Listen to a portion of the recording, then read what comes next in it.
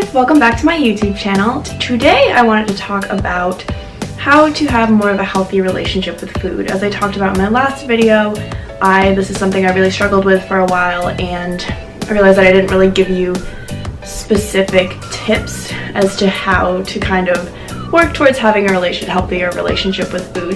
And I understand that also you're not just going to watch this video and then be like, whoa, I'm cured, like, wow. If you have anxiety around eating or anxiety around food, or just it's like really a cause of some inner turmoil, this is not probably just gonna like solve all your problems, but it might give you at least something to think over. This is something that I'm very passionate about because food is fantastic. I mean, obviously if you follow me on Instagram, which you should, like, shameless plug, I love to eat, I love to cook, I love to go out to restaurants, and because food is, for me, it's something where it just makes me happy, and it's something where for so long it was such a source of stress and such a source of anxiety, and I never want anyone else to feel that way, because we need food to live. Something that you need every single day should not stress you out, should not make you upset, should not be a source of any negative emotions. And I would like to try to share what helped me shift from negative to positive with food, so that maybe it could help somebody else, and that you can also enjoy food to the fullest extent that you can. This is especially pertinent with the holidays coming up, because everyone's always there's a lot of holiday parties, Thanksgiving, there's a lot of desserts, there's a lot of stuff that generally doesn't fall under like the healthy food category, and that's okay. It's okay, it's fine. I actually don't like Thanksgiving food that much. Don't at me, like, everyone's gonna be like, oh my god, it's the best. I'm like an Italian food, breakfast food type of person. Turkey's not really my jam. But anyway, so here are a few tips to help you figure out your healthy relationship with food. Okay, so the first tip that I have is stop assigning value to food. Food is not good and food is not bad. Food is just food. There's certain foods that are better for you than others, but food is fuel.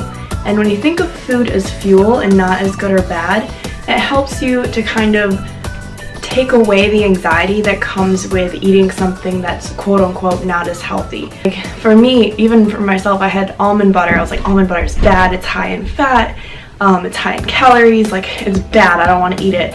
And then I'd eat it and I'd feel really bad. I'd feel bad about myself. And so, but then I'd eat something that was good, like kale, and I'd feel good about myself. My mood was too dependent on the food that I was eating. And there was plenty of other stuff in the world and in my day that my mood should be dependent on, and what I'm eating is not one of them. Unless I eat cheese. That will determine my mood. So if you stop assigning a value to food, as in saying it's good, it's bad, giving it a ranking in your head, having a negative or positive connotation with that, and instead thinking about what that food can do for you. Especially if you work out, you know that if you eat properly and eat well, you're going to have a much better workout than if you eat something that's mostly sugar. And it's an idea of how carbs fuel you versus fats fuel you versus protein fuels you, and how all of these things are necessary in combination with each other to help your body run. But it really shifted from these foods are bad to how will this food fuel me. And that also was something where I shifted from counting my macros and being almost a little bit obsessive over what I was putting into my body, to just switching a little bit more towards intuitive eating.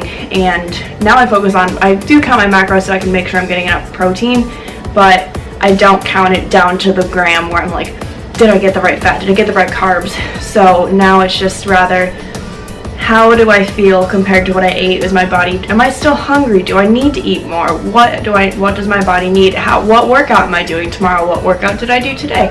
That sort of thing. So another very important aspect of having a healthy relationship with food is letting bygones be bygones. If you have a bad meal, if you binge, if it's Thanksgiving, if it's Christmas party, Halloween, your birthday, who cares? Saturday, whatever, you went out and had pizza and beer, whatever. Let it go. Don't hang on to it. Don't dwell on it. Don't go to the gym and work extra hard to work that off. Don't change how you're living your life because of the food that you ate. So this is something that I used to have a really big problem with when I was binge eating, is I would binge eat, and then if I binge ate in the morning, I'd be like, well, the whole entire day is ruined, and it just doesn't even matter what I eat, and I would eat the rest of the day terribly, and then I'd feel sick for like the next day. And it really just letting go of what if something goes wrong, or like if you didn't eat something, didn't really have a great meal, just let it go. And also enjoy your food. The idea that comes with letting go is there's no more guilt about what you're eating, because you're enjoying what you're eating. You understand that maybe it's not the healthiest, but you want it. It's what your body's craving. It's what your mind or your soul needs, and you're gonna enjoy it. And that's what matters. So another aspect of healthy eating is that if you are an emotional eater, recognize that. Figuring out what triggers you, I'm not saying like figure it out and then stop doing it, just figure it out. See if there's a way for you to channel that into other things. Back when I first started my fitness journey, I went through a really bad breakup. I was going through some really bad family stuff. I withdrew from Cornell. I was working 3 jobs. I had a lot on my plate. I was stressed out, and I turned to fitness. And if I hadn't turned to fitness, I know that I would have turned to eating. Me, the endorphins that I get like from exercise prevent me from needing endorphins from the idea of a binge, because when you eat, there's a certain amount of safety that comes from binge eating. Like, it is a very physiological and psychological thing. So and I'm not saying you have to solve these problems, but just try to be aware of what makes you want to eat unhealthy foods, what makes you possibly want to binge eat, anything like that. So another very key part of having a healthy relationship with food is the idea of eating intuitively. And there's a book called Intuitive Eating. I do recommend it to everyone. My friend Mackenzie, also known as 20-something Nutrition, recommended this book to me, and at first I was like, I don't really want to read a diet book, but thanks though. And then I bought it and I read. It's fantastic. It's an absolutely fantastic book. Everyone will be able to relate to it. If you're a person and you eat, this book will be relatable to you. Basically, it's the idea that if you put food in front of a toddler, they'll stop eating when they're full. And how throughout life we stop listening to our body, and we stop listening to the cues that it gives us when we're full, when we're hungry, what we're craving, what we want, between like psychological eating or diets or stress, or all of these things have thrown off our natural ability to listen to our body. If you're somebody that's struggling kind of with a healthy relationship with food, think about whether or not you're hungry or whether or not you want to eat for the sake of eating. And that sounds kind of silly, but because then it makes eating a conscious decision, because you're saying, am I hungry right now, or do I just want a cupcake? Do I just want a slice of bread, pizza, anything? I don't know. So it makes you aware of what you're eating, and not in a hypersensitive, like, oh my gosh, you have to be aware of what you're eating at all times sort of way, but it makes you more in tune with what your body's telling you, so that you're more able to listen to it, and it does become much more natural to eat when you're hungry and not eat when you're not. Another thing along the food is fuel lines is think about how food makes you feel. I was lactose intolerant my entire life and didn't know it. And finally I actually tried a dairy-free diet, and I was like, oh, I feel so much better. Thinking about if you eat something and you don't feel good after, like, your body's telling you that you probably shouldn't be eating that. If I try to go eat McDonald's, I will throw up. It's sad, because sometimes you're on a road trip and that's like the only thing that you're gonna come across. It's kind of a pain in the ass.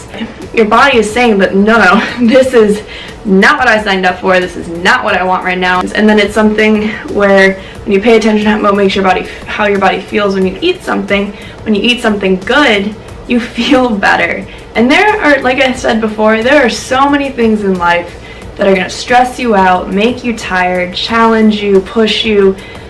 Food and your energy should not be one of those things that you should be struggling with. And in all these things where I say you shouldn't be struggling, I'm not saying like you shouldn't have this problem.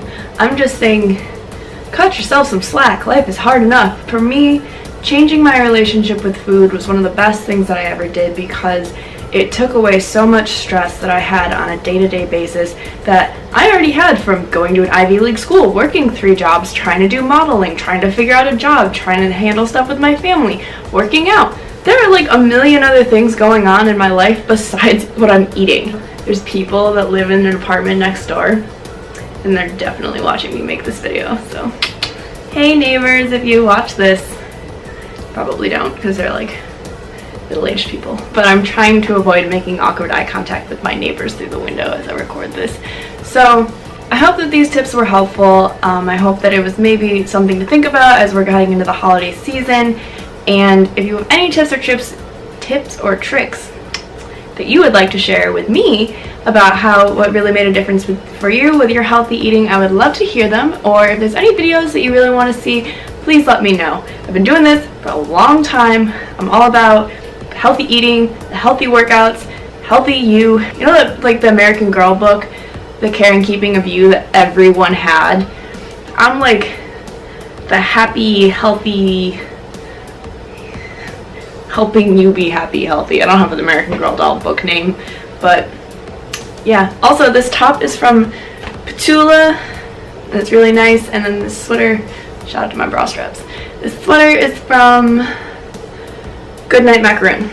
I'm also going to film a review of my new hair care because, in case you couldn't tell because I posted a selfie on Instagram, I am feeling my hair lately. It is good. Things are good in the hair hood. That should never have been said, ever. Thank you for watching, and if you like this video, please give it a thumbs up and be sure to subscribe. And I hope everybody has a happy and safe holiday, and I will see you all soon. Bye!